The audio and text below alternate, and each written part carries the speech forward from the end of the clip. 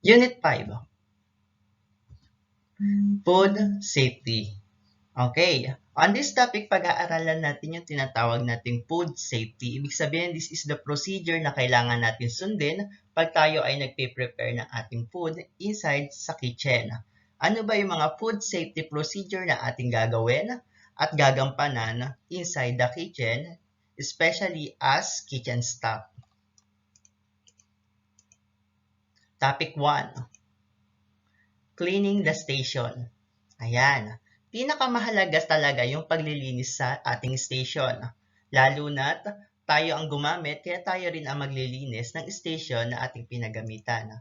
Una dyan ay, yan, kailangan natin i-ensure yung kalinisan. Lagi natin tatandaan na sa ating environment nakukuha yung food contamination, mga bacteria or something na hindi natin nakikita na pwedeng makasira sa ating pagkain. At pwede rin makaapekto to sa ating customer. Like, contamination. Yan. Lagi nating iwawash yung ating station at isa-sanitize. Sabi nga natin lately, ang cleaning at sanitizing ay magkaiba. Pag cleaning, nililinis lang natin yung visible sa ating paningin. Pag sanitize naman, yung mga microbial ang inaalis natin at nililinis natin. Yan, next.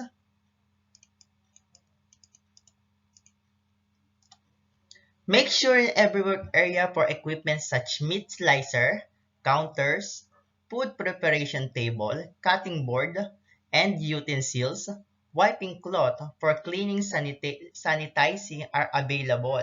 Yan, lagi natin ipe-prepare yung mga gamit na yon. Pero, yung mga gamit na yun dapat ay nakahiwalay sa food preparation natin kasi dahil ito may mga chemical, pwede itong makasira or kaya makapoison ng pagkain. Yan, pwede nating ma-poison yung ating customer pag sila napahalo sa ating food. Pero lagi rin natin tatandaan na linisin at ayusin ang lahat ng kailangan natin bago tayo mag-prepare. Yung tatawag nating meet and place or mise en place. Okay?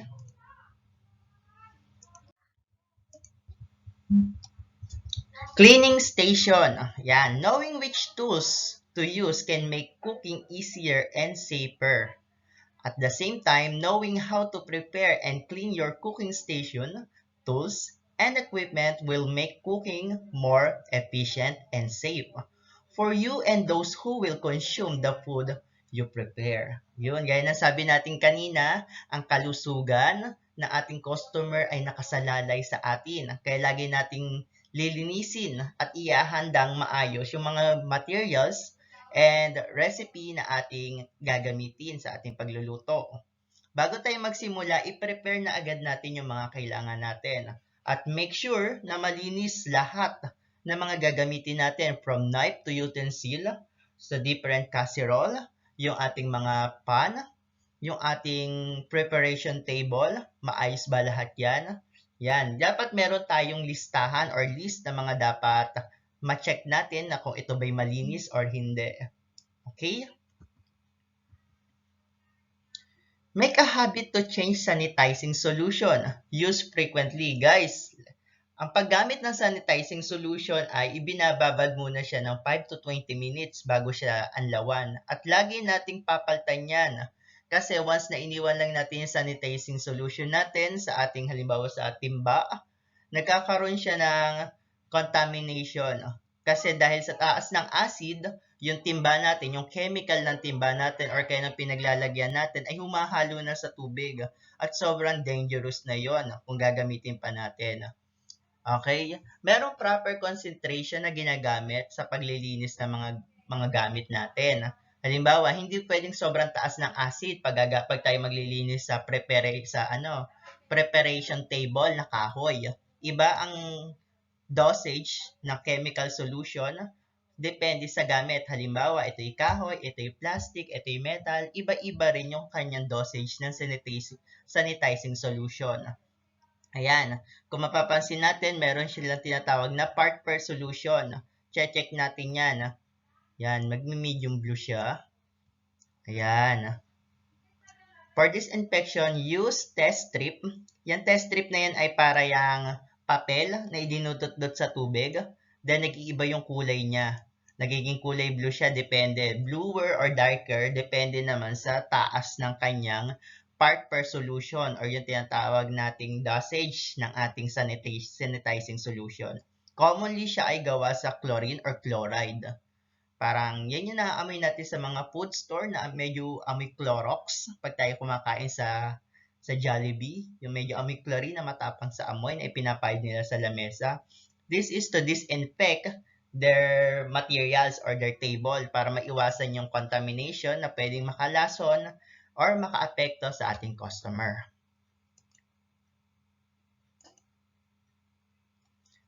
When not in use, all moist wiping cloth must be stored in bucket of water and sanitized to avoid growth of multiplying of bacteria. Yan, sabi nga natin, mas mabilis mag-spread ang bacteria pag ito ay nasa basa or nasa moist. Kaya pag hindi natin ginagamit yung ating wiping cloth or yung ating pampunas, ibabad natin to sa tubig na may sanitation solution or kaya may chlorine to sanitize para maiwasan yung pagdami ng bacteria na nakatira na maaring tumira doon sa basahan na yun. Or kaya naman pwede natin itong hugasan na at patuyuin kung hindi pa naman gagamitin. Lahat ng kitchen personnel, even the dining personnel, ay kailangan meron silang wiping cloth. Yan yung gagamitin natin panlinis sa ating mga gamit. Yung halimbawa sa ating preparation table, pampunas natin, pag meron nag-spill or kaya nagli-leak, para maging malinis lagi yung ating environment. Make sure that in every works area for equipment such as meat slicer, counter, food preparation table, cutting board, and utensil, yan, lahat yung mga yan, make sure natin kasi yan yung nagko-contact sa pagkain. Lahat ng mga materials natin na nag-i-in contact sa pagkain, make sure na linis yan. Kasi yung buhay o yung buhay ng pagkain natin, kung gaano kabilis siyang masira, nakadepende sa kung gaano kalinis yung environment natin at yung mga materials natin. Pag mas mabilis masira yung pagkain, ibig sabihin marumi yung environment natin or kaya hindi maayos yung pagkaka-prepare natin or marumi talaga yung gamit na ginamit natin para mag-build up yung bacteria sa pagkain para siya ay mag-produce ng acid at masira agad. Apo, yung acid po na pinoproduce ng bacteria or ng viruses ang sumisira sa pagkain natin. Hindi po yung kung ano-ano lang. Or kaya naman kung mali yung preparation mo. Halimbawa, napadami yung dosage ng iyong suka or kamatis, which is they give a lot of acid na pwedeng makasira sa ating pagkain. Beside that, pag nasira agad yung pagkain natin, maaring masira rin yung tiyan ng kumakain nito. Pwede siyang magkaroon ng or pwede siyang magka-food poisoning. At pag nagka-food poisoning yun ay kasiraan sa ating kitchen or kaya sa ating restaurant. Pagkakaalam ko, pag nagkaka-food poison, nagpa-fine ang restaurant na almost 500,000 depende sa tindi ng effect nito sa ating customer. 500,000 above, binabayaran niyo yung customer. Yan po. Always sanitize the surface and any materials na nagkakaroon ng contact sa pagkain. Before natin gamitin yung ating mga materials, doubly hugas. Hugasan ulit natin. Halimbawa, ito ay na-stock na kagabi. Bago natin gamitin yung ating knife, yung ating fork, yung ating casserole, hugasan ulit natin. Kahit luglug lang para make sure na walang dust yung ating mga gamit.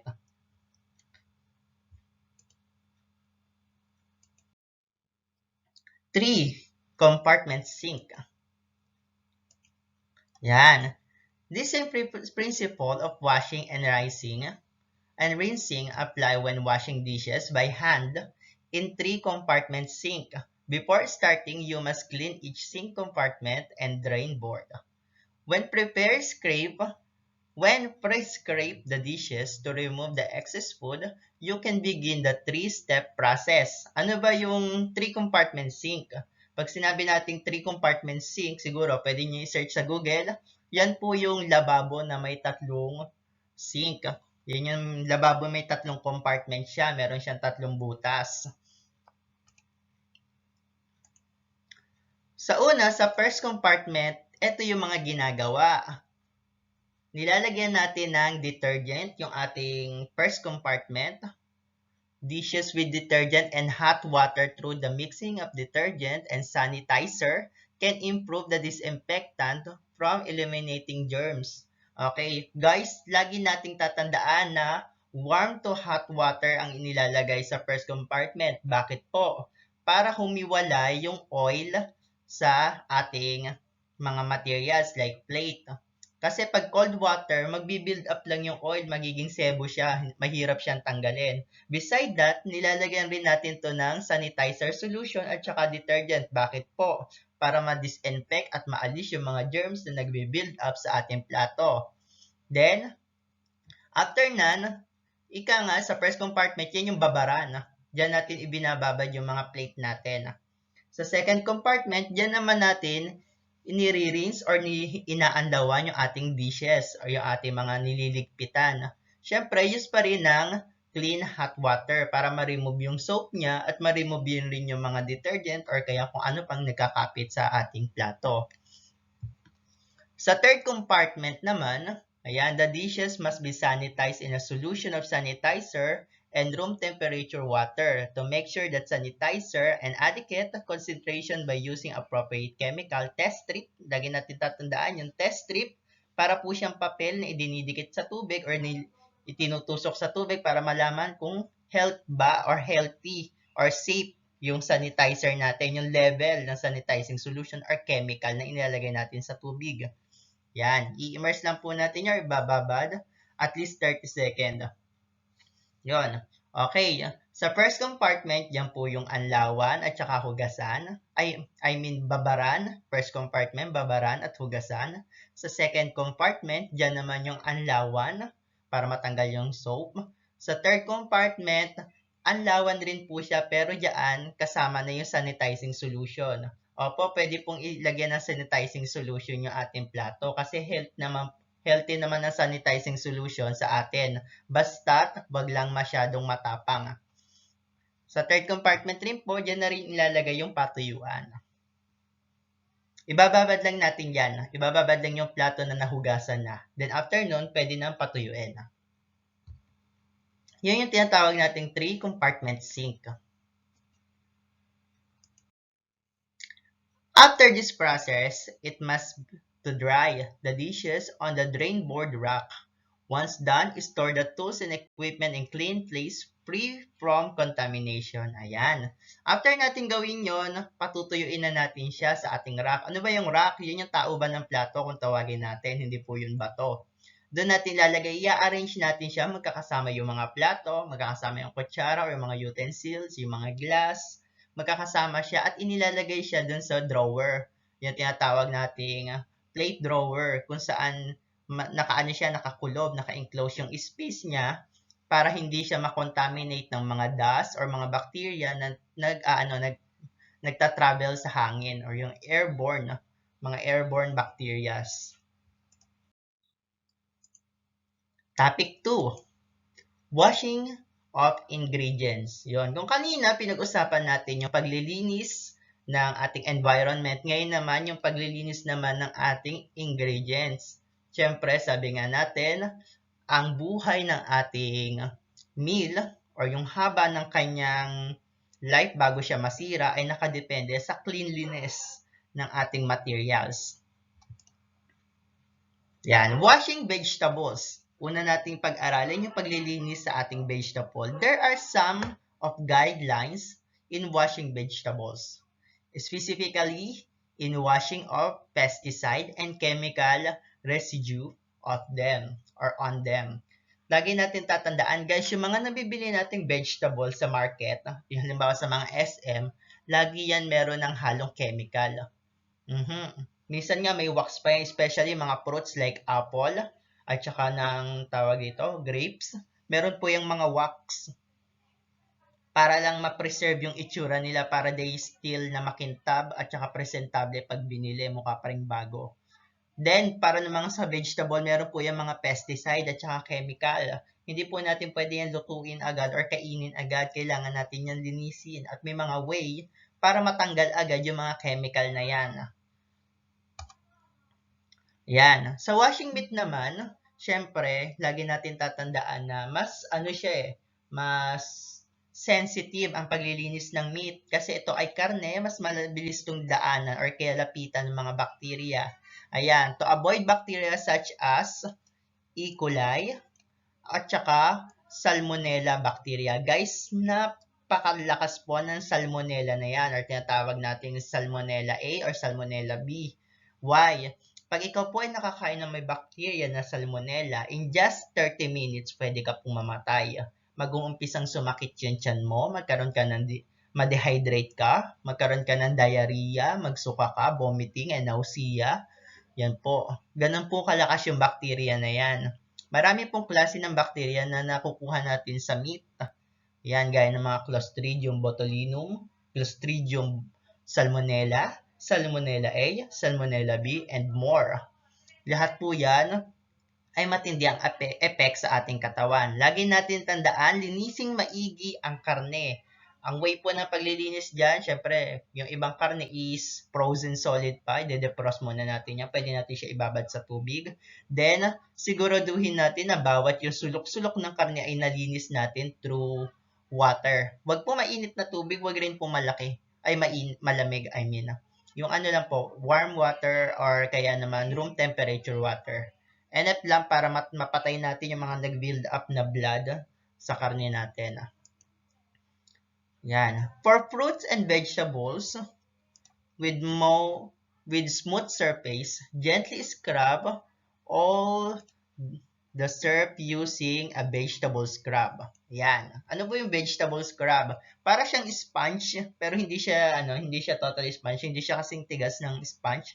Ginagamit natin yon para ma-ensure na matatanggal yung mga pesticide at mga wax na nagbi-build up sa ating fruits and vegetable. Yung nilalagay ng mga farmer natin dyan. Para to sa mga smooth surface, ibig sabihin makikinis. Hindi pwede to sa mukha natin. Sumunod, para naman dun sa mga green, yan, wag natin siyang gaanong ibabad. Why?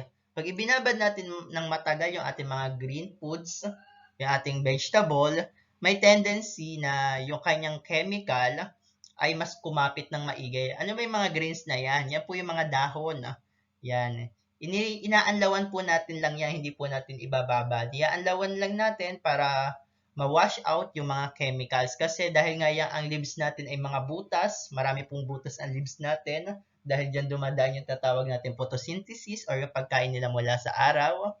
Yan. Tendency yung mga chemical ay pumasok doon at saka lalo siyang mag-stick or kumapit. Kaya ang gagawin po natin, aanlawan lang natin siya, yung mga leaves natin. Kung papansinin niyo sa mga naguhugas ng mga green types na pagkain, inaanlawan lang nila sila sa running water or dun sa gripo na bukas. Hindi sila binababad. Next, for chicken and pork, ito naman para sa meat. Ayan. So, ibababad po natin siya sa container na may tubig. Siyempre, para ma-ensure nating mamamatay yung ating mga bakterya, nilalagyan siya ng 1 to 2 spoon of salt or kaya ng lemon. Bakit po nilalagyan natin ng lemon? Dahil ang lemon po ay may pH content na sapat para patayin yung mga bakterya na nasa meat natin. Ano po ba yung pH content? Yan po ay acidity or acid na enough. Pag enough lang yung pH content natin, sapat to para patayin yung mga bakterya sa loob. Then, why naman po nilalagyan natin ng spoon or salt? Ang salt naman po ay preservative. Ginagamit natin yan para ma-preserve yung karne at hindi agad siya masira. Then, after nan, i-stand natin siya for 10 to 15 minutes. Yan. Para po enough yung tawag dito, yung sa lemon na ikinat natin at saka yung spoon of salt na pumasok mismo sa karne. Then, after nun, syempre, aanlawan na natin siya sa running water. Hayaan lang natin siyang umapaw ng umapaw hanggang mapaltan na yung tubig yan. Then, ilalagay natin siya sa colander. Dadry doon natin siya patutuyuin.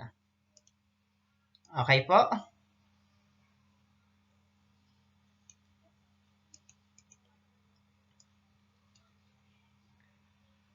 Rinse once more and let it dry. For root vegetable, ayan. Para naman sa mga root vegetable, ano ba yung mga root vegetable? Yan po yung mga patatas, kamote, at kung ano pa man na mga nasa ilalim ng lupa, gaya ng mga mani or nuts. Yan. Siyempre, kailangan natin niyang balatan muna kasi andun yung mga lupa eh. Peel them first, then rinse, hugasan, and let it dry before cutting into or in its shape. Siyempre, alisin muna natin yung balat kasi puro lupa yan, kadalasan. Then after natin siyang makat, yan, uhugasan ulit natin yan. Kasi sa mga root vegetable, nandun sa mismong loob nila yung pinakadakta.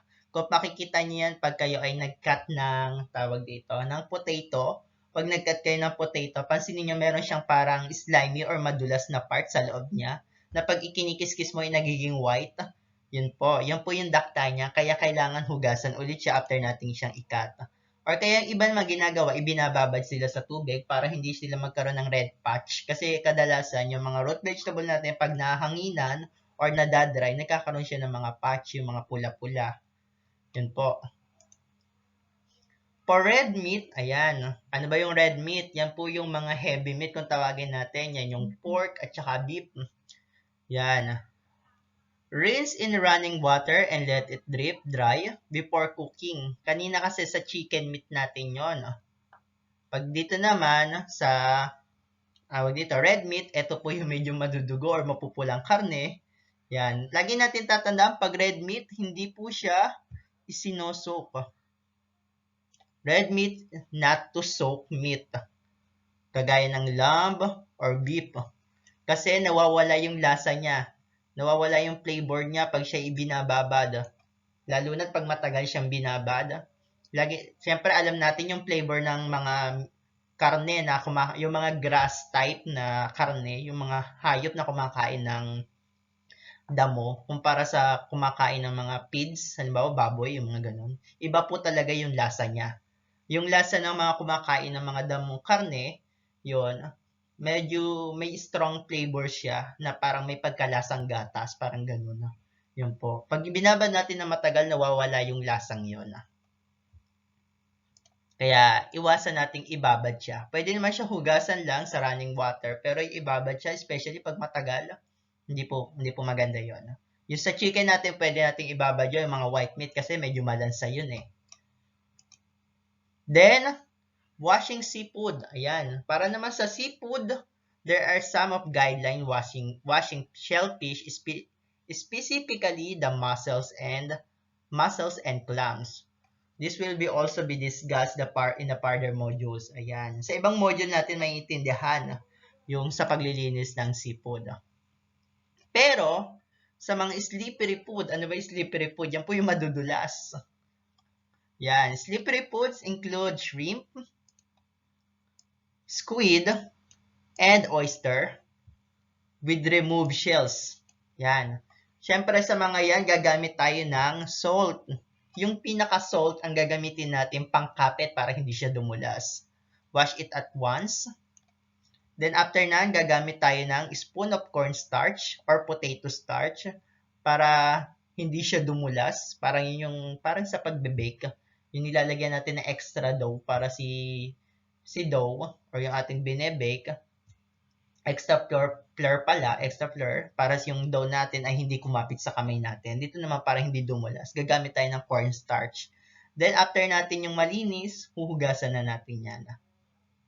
Yun po yung ginagamit natin. Siyempre, lagi natin natandaan, salt at cornstarch ang ginagamit sa mga pagkain or mga slippery food. Bukod dyan sa squid, shrimp, and oyster, masasabi rin natin slippery food yung mga eel at saka yung catfish at mudfish. Yan po. Next tayo, for mussels and clams, ayan, para sa mga yan, yung mga shellfish, mga shell food, gagamit naman tayo ng slowly running water.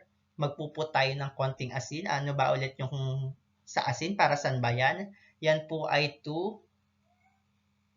ang tawag dito, yan po ay to preserve. Kasi yung mga yun, madali silang masira kasi mas malalambot yung body nila kumpara sa mga ibang pagkain. Even though matigas yung shell nila, pero malambot po yung laman niyan. Gagamit tayo ng salt. Then after nan, i-scrub natin sa shell yung salt para talagang siya yung parang gagamitin nating steel wool para matanggal yung mga nakakapit sa shell niya. Then after nan, lilinisin natin siya. Siyempre, hugasan natin, anlawan natin. Then, ibababad po muna natin yan. Sa ibang bahay, binababad yan para daw tawag dito, parang pinapadura. Para raw luminis yung loob, ibinababad nila na matagal. Yan. Pwede rin po yun, ibinababad po talaga yung mga shell food. Then, after nan, it's done to prevent poisoning, to lessen and change food allergy from shellfish. Yun. After nan, pwede na siyang lutuin. Pero guys, lagi natin tatandaan sa pagpe-prepare ng mga shell foods or mga seafoods, yan, ng mga yan, lagi natin tatandaan sa mga customer natin or magbibigay tayo ng precaution na pakicheck maigi kung sila may allergy sa seafood before nila i-consume yung pagkain. Kasi mataas talaga yung allergy effect ng mga seafood sa tao. Next, para naman sa crabs at lobster, crabs and lobster, yung may mga hard body, yan. Madali lang yan. I-scrub mo lang siya, then aanlawan. Yun lang yun. Ganun lang kadali yung sa kanila. Mas madali siya kumpara doon sa may mga shell. Yan. Even though shell rin yung katawan nila, pero hindi sila kagaya ng mga clams. Topic 3, food temperature. Ito. Ayan yung mga food temperature natin. Tandaan natin, sa cooking temperature natin, para ma-ensure natin patay yung mga bacteria, ito na yung pinakamataas natin. Yan. Para lang yan sa para yung halimbawa magbo-boil ka para to ensure na malinis yung iyong karne, sapat na yung 100 degree or 212 Fahrenheit degree para patayin yung mga bacteria sa ating pagkain. Tapos, kung ikaw naman halimbawa ay mag-aano na lang yung parang steam, parang i-sealed mo yung pagkain para hindi na siya mag-spread ng bacteria, sapat na po yung 165 Fahrenheit or 74 degrees Celsius. Hot holding, ibig sabihin, parang yun sa mga, tawag dito, sa 7-Eleven, di ba meron doon yung sa lalagyan ng siopaw, yung mainit doon, hot holding po yun. Commonly, hindi lang siya basta moist, kailangan mainit din siya. Then, food danger zone, ito, kung saan, ito yung temperature kung saan mabilis magkalat or kaya mag-spread yung bacteria sa ating pagkain.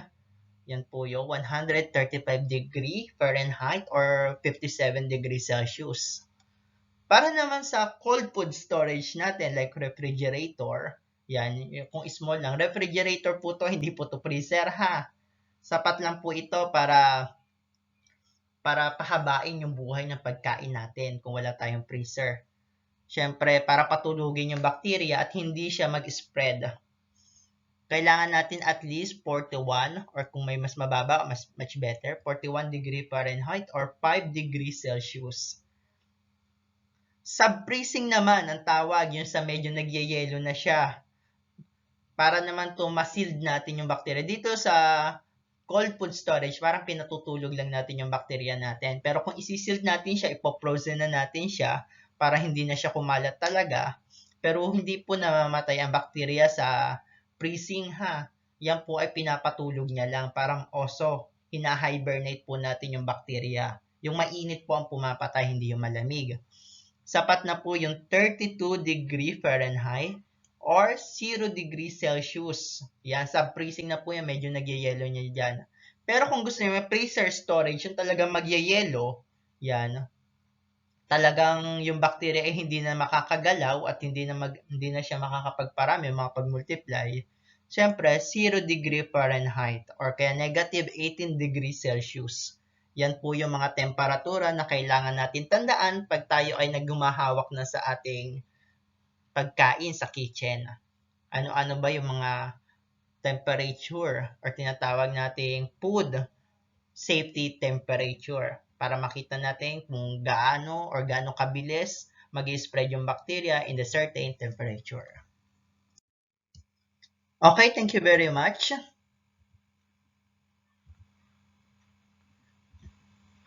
Siyempre, for more question, pwede kayo mag-comment below or chat me on FB para po for clarification or kaya meron kayo mga nabubuong tanong sa isip mo, pwede nyo akong i-chat or kaya mag-comment kayo dito sa post nito. Okay? Thank you very much guys and see you soon.